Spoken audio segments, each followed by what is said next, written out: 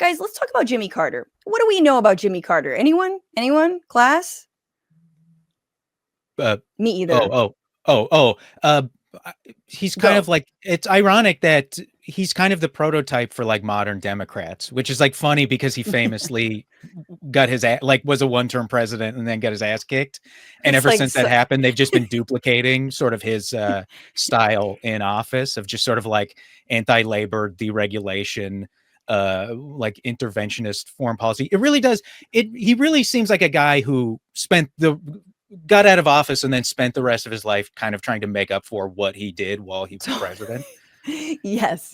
So as we all know, former President Jimmy Carter, 39th president, one-term president, just passed at the age of 100. And to Will's point, he really did a lot more out of office than in office. We kind of learn about Carter as being like, yeah, when the oil prices are high, you gotta go. Like, it was very like, oil prices were super high. The Iranian hostage crisis, also colored his administration.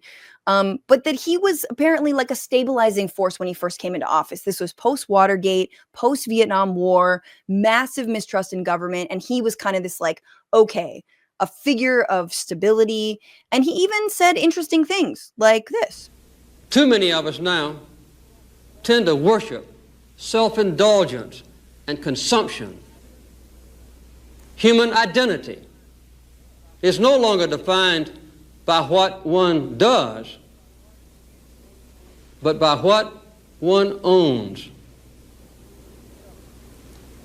But we've discovered that owning things and consuming things does not satisfy our longing for meaning. Okay, so I just need this audio in every single one of my like online shopping carts. Owning things does not satisfy. He was like notoriously poor, a peanut farmer. He like didn't have running water or some shit for a long time. Anyway, to your point, Will, he seems like he did a lot on the international front that wasn't, well, okay, it was a mixed bag, but he was better on that than he was on like the economy, which, yes, he deregulated banks. He deregulated, I think, the railroad industry and a couple of other areas. But he helped negotiate the return of the Panama Canal to Panama, which Trump now wants to undo. He negotiated peace between Israel and Egypt at Camp David, established diplomatic relations with China, basically started trade relations after decades of hostility, which, again, I don't think that's bad. I think that's good, as much as like I'm against, globalization. I want it, but like fair. And then after, as you mentioned, he left, he and his wife basically like helped propel Habitat for Humanity into like massive fame. He obviously was pretty based on Palestine. And he wrote his book, Peace, Not Apartheid. Here is a little bit of that. This is the part that never gets mentioned by anyone who's doing an obit of him. None of the New York Times obits. Nobody fucking wants to talk about this. In fact, this book was resoundingly chastised, including by the current special envoy on anti-Semitism under Biden, the woman who said at a conference, "Do you want a beeper?" As a joke, as a Hezbollah beeper joke. Yeah, that lady criticized. The word apartheid is exactly accurate. This is an area that's occupied by two powers. They're now completely separated. The Palestinians can't even ride on the same roads that the Israelis have created or built in Palestinian territory. The Israelis never see a Palestinian except they're Israeli soldiers. The Palestinians never see an Israeli except at a distance, except the Israeli soldiers. So within Palestinian territory, they're absolutely and totally separated, much worse than they were in South Africa, by the way. And the other thing is, the other definition of apartheid is one side dominates the other, and the Israelis completely dominate the life of the Palestinian people. So that's pretty on point.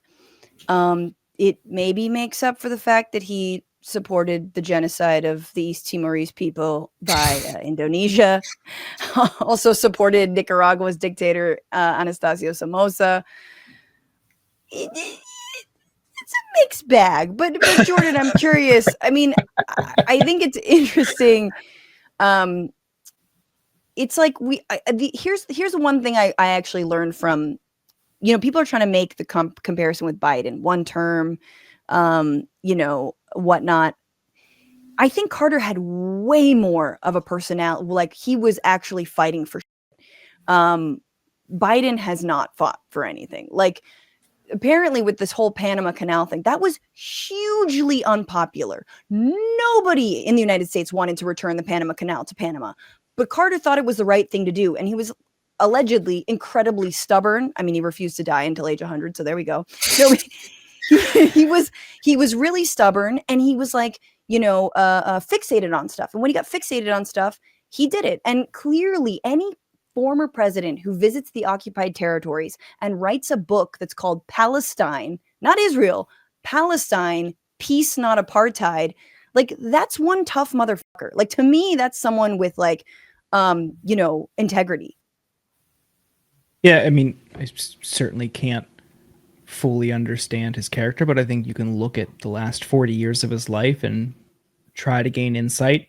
I think the point that Will made earlier is one that I agree with. You look at how he spent his time after the White House. It seems like he was somebody who maybe had a guilty conscience and maybe was trying to get right with a God, if you believe in a God. And, I think there's certainly actions that you can take as president that you are solely responsible for. And if they have negative outcomes, that's on you. I also think there are things that happen, and there are processes and systems that are more than what just one person can affect. And we talk about the military industrial complex. We talk about international relations and international affairs as a systemic problem, or like the military industrial complex specifically. This is a wide-ranging systemic problem. And it's hard to tell what exactly he could have done specifically differently, fully within his control. And we're also talking about an era where there was, to an extent, the CIA also operated somewhat extrajudicially. Yeah. Like, they were like, we're just going to do us, we'll let you know when you have to deal with the blowback. Pretty clear warning shot if anyone wanted to get in their way in 1963. So if just like, let's be clear about like the stakes for some of these people if they really wanted to take on the machine. And there's always I go back to, Bernie's run in 2016 and 2020. And even looking back now, part of me is relieved that he didn't win. I mean, the 95% of me is upset that he didn't advance to the general in either, but there's about 5% that I'm like, I don't know how good it would have been. Like, I don't know what he would be doing when you have essentially a forever war around the world, an aerial, unseen forever war that we are engaging in. I'm not confident that he would be in a position to stop that successfully or roll that back. So I wonder also how Carter could have acted in a more progressive way, given the constraints that we know are in place because of this massive national security apparatus. That's a really good question. I mean, even though he did take some interesting steps, I mean, I guess he wanted to end the embargo on Cuba. Obviously that didn't happen. I guess I just wanted to read, because he was asked by Amy Goodman, and thank you to Boo Bornham for the comment on YouTube. He was asked about East Timor, and he said he was not thoroughly briefed on what was going on. And he said, I should have been. But he said, since I've been here at the head of the Carter Center, we've taken a great interest in Indonesia. We were the only monitors in the first election when Indonesia started moving towards democracy. And after the first election, the Carter Center sent a delegation to negotiate with the people in East Timor. We joined with the UN in conducting the first elections in East Timor this year, just a few months ago. So again, it seems like he's, to Will's point, trying to right the wrongs that he maybe, committed. He was maybe a better person. Here's the biggest, when I look at Carter, what pisses me off is why and how Barack Obama has started a podcast network in his time out of office. Like, you're just like, yo, like, you could be doing so much more. And he had 2 terms, enjoyed massive amounts of, I mean, I think there are a lot of people, rightly or wrongly, even though they then voted for Donald Trump, who still have a fairly good, opinion of Barack Obama. And yet, okay, join his streaming platform, please.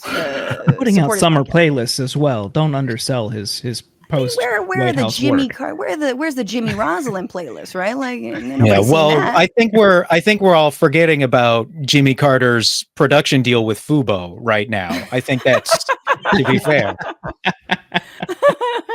What's going on, Frantifa? If you haven't already, subscribe to this channel right now. Hit that button. And also, you can become a patron and support the show every single week. Get access to bonus episodes and exclusive merchandise. Patreon.com/Bitchuation Room.